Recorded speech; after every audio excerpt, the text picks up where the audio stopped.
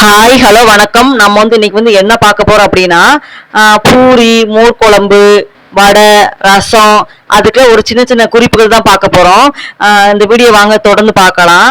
First பூரிக்கு சொல்றேன். பூரிக்கு என்ன செய்யற அப்படின்னா கோதுமை மாவு பிணைவோம்ல, அப்படி பிணையும் போது அதுல ஒரு ஸ்பூன் கார்ன்ஃப்ளவர் மாவு, ஒரு ஸ்பூன் ரவை, ஒரு ஸ்பூன் எண்ணெய், இதெல்லாம் போட்டு பிணைஞ்சிட்டு நீங்க உடனே பூரி சுட்டீங்க அப்படின்னா நல்லா புஷ்ஷுன்னு வரும். இது எதுக்கு சொல்றேன் அப்படின்னா, சில பேர்லாம் நம்ம எங்கேயாவது வெளியே போயிருப்போம், வீட்டுல செய்யும்போது நமக்கு நேரம் ஆகும், அந்த ஊற வைக்கணும், அது கவலையே தேவையில்லை. இந்த 3 பொருளையும் சேர்த்துட்டு நீங்க டக்குன்னு உங்க வீட்டுல செஞ்சீங்க அப்படின்னா நல்லா பூரி சாப்பிட்டா வரும், நல்லா புஷ்ஷுன்னு வரும். ட்ரை பண்ணி பாருங்க.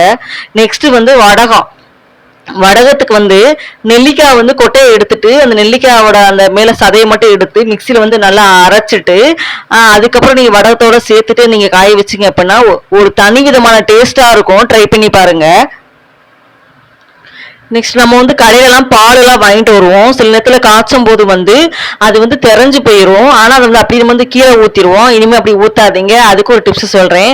அந்த தெரிஞ்சு போன அந்த பாலை தயிர்ல ஊத்தி வச்சிங்க அப்படின்னா தயிர் ஆயிரும். தயிர் இன்னும் நல்லா டேஸ்டா இருக்கும். நெக்ஸ்ட் வடை.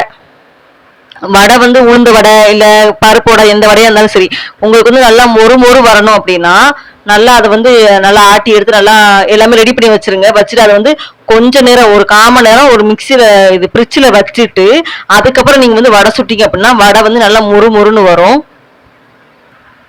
நிறைய பேர் வீட்டுல மோர் குழம்பு பண்ணுவாங்க. அந்த மோர் குழம்பு இன்னும் டேஸ்டா வர்றதுக்கு ஒரு 5-6 வெண்டைக்காய் எடுத்துக்கோங்க. அதனால பொடிசு பொடிசா கட் பண்ணிட்டு எண்ணெயில போட்டு பொரிச்சிட்டு அதுக்கப்புறம் அந்த மோர் குழம்புல போட்டு நீங்க செய்யும் போது மோர் குழம்பு நல்லா டேஸ்டா இருக்கும்.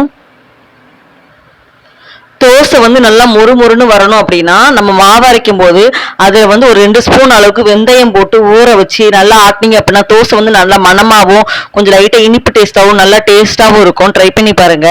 நெக்ஸ்ட் நம்ம வீட்டுல ரசம் அதெல்லாம் வச்சோம் அப்படின்னா அது மீதுந்து போயிடும். அதை கீழே ஊத்தாம நீங்க என்ன பண்ணணும் அப்படின்னா அதோட நம்ம கொஞ்சோண்டு துவரம்பருப்பு எடுத்து, அதோட கிடையாது, தனியா எடுத்து வேக வச்சுட்டு அந்த ரசத்துல ஊத்தி கொஞ்சம் சூடு பண்ணீங்க அப்படின்னா நல்லா பருப்பு ரசம் டேஸ்டா இருக்கும். இந்த வீடியோ எப்படி இருந்துச்சு சொல்லிட்டு எனக்கு கமெண்ட்ல சொல்லுங்க. உங்களுக்கு இந்த வீடியோ பிடிச்சிருந்தா லைக் பண்ணுங்க, ஷேர் பண்ணுங்க, சப்ஸ்கிரைப் பண்ணுங்க. பாய். எனக்கு ஆதரவு கொடுங்க ஃப்ரெண்ட்ஸ்.